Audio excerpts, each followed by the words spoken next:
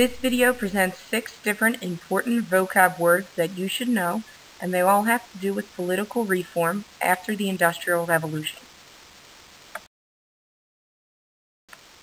The first vocab word that you should know is the word reform.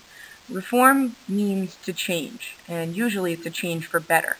A lot of times when we talk about reforms, we're talking about changes made to governments or the way that a country is organized politically. Another way to remember reform is that it means to amend or to improve something.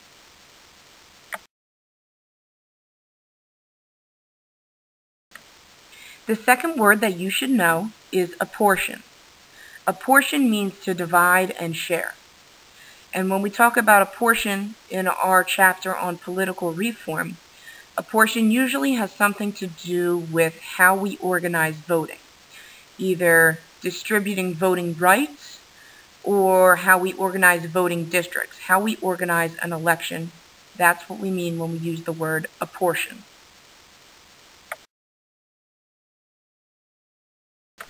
The third word that you need to know is disenfranchised. Disenfranchised means deprived or denied the right to vote. It talks about either a person or a group of people who are not allowed to vote. Historically in the U.S., two groups that used to be disenfranchised are African Americans and women, because at some point in history they were both not able to vote in political elections.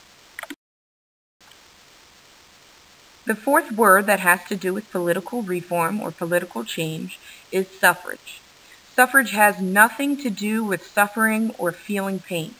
What suffrage refers to are voting rights. Sometimes we'll hear about suffragettes, and a suffragette was a woman who led campaigns to get voting rights for females. Suffrage is a good thing. Suffering, that's a whole different story. The next word is home rule. Home rule has to do with a way or a style of controlling a certain area. Home rule means self-government. And when we talk about home rule, we're talking about places that are officially controlled by another country, but they're able to govern and organize themselves. The last word that you need to know is dominion. Dominion means a self-governing territory.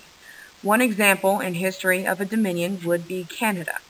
Canada at one time was still officially controlled by Great Britain, but they were allowed to organize and govern themselves, and all they really owed to Great Britain was some allegiance, loyalty, and respect. They were pretty much running their own show, but still under the eye of Great Britain.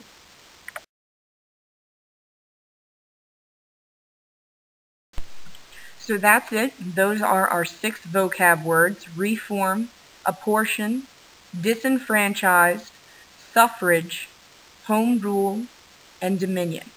And what do they all have in common? Well, they all have to do with changes that were happening to governments and political organizations around the world, taking the world one step closer to democracy and one step further away from absolute monarchies.